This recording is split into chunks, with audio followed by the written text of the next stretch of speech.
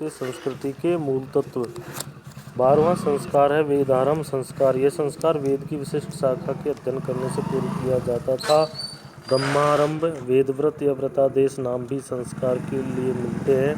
गौतम ने चत्वारि वेद व्रतानि कहकर 4 कार्यों का विधान संस्कार के अंतर्गत स्वीकार किया है। वेदारंभ संस्कार के अंतर्गत 4 वेद व्रतों को करने का आदेश था। महानामनी कर्म, महाव्रत कर्म, उपनिषद कर्म एवं गोदान कर्म। इन चारों कर्मों के अनुष्ठान की क्या विधि थी, इस विषय में अत्यल्प जानकारी मिलती है। कई धर्मशास्त्रकारों ने इन 4 व्रतों के स्थान पर प्रजापति, सौम्य, आग्नेय और वैश्यदेव का विधान किया है। वस्तुतः स्वाध्याय का आरंभ ही वेदारंभ था, क्योंकि वेदाध्ययन के क्रम में द्विज पहले अपनी शाखा का अध्ययन करता था, बाद में दूसरी शाखाओं का। अतः वेदाध्ययन का दूसरा नाम ही स्वाध्याय था।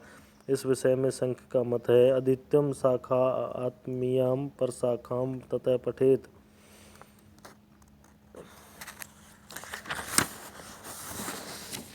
इस विधि के अंतर्गत पूर्वाभिमुख होकर अपने निश्चय आसन पर बैठ फिर कुशा की पवित्री से जल प्रेक्षण द्वारा पवित्रीकरण की क्रिया के उपरांत 3 बार प्राणायाम करे। तदुपरांत ओंकार का उच्चारण करे, पुनश्च मंत्रारंभ करे तथा प्रतिदिन के पाठांत पर भी ओंकार का उच्चारण करे। वेदाध्ययन की प्रक्रिया कुछ दिन अनध्याय के होते थे, जैसे अमावस्या, चतुर्दशी, पौर्णमासी, अष्टका, त्रयोदशी आदि।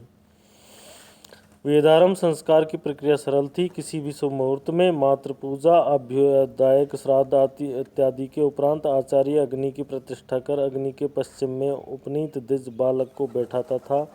तदुपरांत ऋग्वेद के अध्ययन के निमित्त घृत की 2 आहुतियाँ क्रमशः अग्नि और पृथ्वी को, यजुर्वेद के अध्ययन के निमित्त घृत की 2 आहुतियाँ क्रमशः अंतरिक्ष एवं वायु को, सामवेद के अध्ययन के निमित्त घृत की 2 आहुतियाँ ध्रुव एवं सूर्य को तथा अथर्ववेद के अध्ययन के निमित्त घृत की 2 आहुतियाँ दिक् एवं चंद्र को दी जाती थी। इसके पश्चात ब्रह्मा, छंदस एवं प्रजापति के लिए हवन किए जाते थे। अंत में आचार्य किसी पुरोहित द्विज को पूर्ण पात्र एवं दक्षिणा देता था तथा शिष्य को मंत्र संहिता पढ़ाना प्रारंभ करता था। 13वां संस्कार है केशांत एवं गोदान संस्कार। केशांत युवावस्था के प्रारंभ का सूचक मुख्य संस्कार था। यह संस्कार समावर्तन के तुरंत पूर्व किया जाता था। कतिपय आचार्यों के मतानुसार यह ब्रह्मचर्य की समाप्ति का सूचक होता था। भारद्वाज गृहसूत्र में उल्लेख है, अगोदान कर्मणः ब्रह्मचर्य मित्यके। इस संस्कार के अंतर्गत करणीय मुख्य कर्म था श्रमश्रु एवं कूर्च का क्षौर। इस कर्म के उपरांत आचार्य को गोदान में दी जाती थी। तदुपरांत 1 वर्ष तक कठोर संयम पूर्वक ब्रह्मचार्य के पालन की शर्त अनिवार्य थी। बौद्धायन के अनुसार गर्भ से या जन्म से 16वें वर्ष ब्राह्मण का, 22वें वर्ष क्षत्रिय का और 24वें वर्ष वैश्य का केशांत संस्कार होना चाहिए। इस तरह मनु का कथन है, केशांत षोडश वर्षे ब्राह्मणस्य विधीयते राजन् बन्धुर्द्वाविंशे वैश्यस्य द्विवधिके ततः। संस्कार के लिए 16 वर्ष की आयु निर्धारित की गई थी। केशांत संस्कार की विधि चूड़ाकर्म संस्कार की विधि के अनुकूल ही बताई गई है। संस्कार के संपन्न होने पर श्रमश्रु एवं कूर्च के कटे हुए बालों को तथा नखों को जल में प्रवाहित कर दिया जाता था। इस कार्य के उपरांत आचार्य को एक पीठ पर बैठाकर सम्मानपूर्वक उनका पूजन एवं उनके प्रति श्रद्धा प्रकट करके उन्हें गोदान में दी जाती थी। गुरु शिष्य को आशीर्वाद देते थे। तत्पश्चात शिष्य मौन व्रती होकर 1 वर्ष तक अंतिम ब्रह्मचार्य व्रत के लिए कटिबद्ध हो जाता था। 14वां संस्कार है समावर्तन संस्कार। समावर्तन संस्कार मुख्यतः विद्याध्ययन की परिपूर्णता का सूचक था। समावर्तन शब्द का तात्पर्य स्पष्ट करते हुए वीर मित्रोदय में लिखा है, तत्र समावर्तनम नाम वेदाध्ययन अंतांतरम गुरुकुलात् स्वगृहागमनम। अर्थात समावर्तन वेदाध्ययन के पश्चात गुरुकुल से वापस घर लौटने को कहा जाता था। इस संस्कार का दूसरा नाम था स्नान। चूँकि भारतीय संस्कृति यज्ञ प्रधान थी, अतः प्रत्येक संस्कार में यज्ञ का अनुष्ठान होता था। अतः जिस प्रकार यज्ञ में अवभृत स्नान होता है, उसी तरह ब्रह्मचार्य रूप दीर्घ सत्र के अंत में भी स्नान आवश्यक माना जाता था। यह स्नान इस संस्कार का महत्वपूर्ण अंग था, क्योंकि इसके उपरांत ही ब्रह्मचारी पूर्णविध स्नातक कहा जाता था। प्राचीन गृहसूत्रों में 2 प्रकार के स्नातकों का उल्लेख मिलता है, विद्या स्नातक एवं व्रत स्नातक।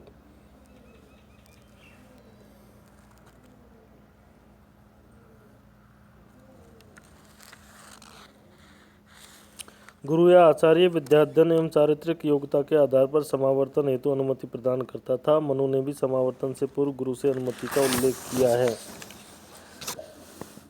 समावर्तन संस्कार की विधि असाधारण थी। जिस दिन समावर्तन का शुभ मुहूर्त होता उस दिन प्रातःकाल ब्रह्मचारी को एक कमरे में बंद रखना होता था। मध्याह्न में वह कमरे से बाहर आकर गुरु चरणों में प्रणाम करता एवं पहले से लाई गई समिधाओं का यज्ञ अग्नि में होम करता था। वहाँ जल से परिपूर्ण 8 कलश रखे जाते थे। तदुपरांत ब्रह्मचारी अग्नि के तेज से अभिषिक्त होने पर मंत्र बोलते हुए एक कलश से जल निकालकर प्रतीक स्नान करता था। इसके बाद अपनी मेखला, मृगचर्म, दंड आदि को जल में विसर्जित कर नई कौपीन धारण करता था। ब्रह्मचार्य की समाप्ति के कारण गुरु भी उसे रंगीन वस्त्र, पुष्प, आभूषण, अंजन, उसनी, छाता, जूते, दर्पण एवं वंश, दंड आदि सुखोपभोग के प्रतीक चिन्ह स्वरूप देता था। इसके साथ ही आचार्य उसे अंतिम उपदेश प्रदान करता था। उपदेश के अंत में शिष्य को मधुपर्क प्रदान कर उसे घर जाने हेतु विदा करता था। कुछ धर्मशास्त्र आचार्यों ने संस्कार के आयोजन से पूर्व या पश्चात अभ्युदय श्राद्ध की भी कर्तव्यता का समर्थन किया है। बटु स्वयं इस संस्कार के आयोजन का कार्य करे, इसमें आचार्य द्वारा किए जाने का अपेक्षा भाव न रखे तथा समावर्तन से पहले दिन या अगले दिन अभ्युदय श्राद्ध अवश्य करे। 15वां संस्कार है विवाह संस्कार। विवाह को सब संस्कारों में प्रमुख माना गया है। गृहसूत्रों में विवाह संस्कार को प्रथम स्थान पर गिना गया है, क्योंकि संपूर्ण गृह यज्ञों एवं संस्कारों का उद्गम केंद्र विवाह संस्कार है। वैदिक काल में विवाह की सांस्कारिक रूप में परिकल्पना हो चुकी थी, क्योंकि तैत्तिरीय ब्राह्मण में कहा गया है, आर्याज्ञयो वा एष यो पत्नीकः, अर्थात अपत्नीक पुरुष को यज्ञ का अधिकार नहीं है। इससे स्पष्ट है कि विवाह संस्कार के उपरांत पति पत्नी के संबंध एवं कर्तव्यों का बोध ब्राह्मण काल में पर्याप्त रूप से मानव को हो रहा होगा। इस ब्राह्मण में अन्यत्र भी पति पत्नी को पति का अर्धांश कहा गया है। अथो अर्धो वा एषात्मन यत पत्नी। उपनिषद काल में आश्रम व्यवस्था का सुविकसित रूप गृहस्थाश्रम को विशिष्ट मानता था। गृहस्थाश्रम का प्रारंभ एकमात्र विवाह संस्कार से माना जाता था। विवाह की महत्ता स्मृति काल में अत्यधिक बढ़ गई थी। धर्म पत्नी धर्म, अर्थ तथा काम की सिद्धि का श्रेष्ठतम साधन है। अतः कोई भी अपत्नीक पुरुष, चाहे ब्राह्मण, क्षत्रिय, वैश्य, शूद्र कोई भी हो, धार्मिक क्रियाओं का अधिकारी नहीं हो सकता। अति प्राचीन काल में विवाह के केवल 2 ही प्रकार थे, ब्रह्म और असुर। यही कारण है कि मानव गृह और वारा गृह में केवल 2 प्रकारों का समर्थन था। बाद में कालांतर में विवाह 8 प्रकार के प्रचलित हो गए थे। ब्रह्म विवाह, देव विवाह, आर्ष विवाह, प्रजापत्य विवाह, असुर विवाह, गांधर्व विवाह, राक्षस विवाह एवं पैशाच विवाह। धन्यवाद।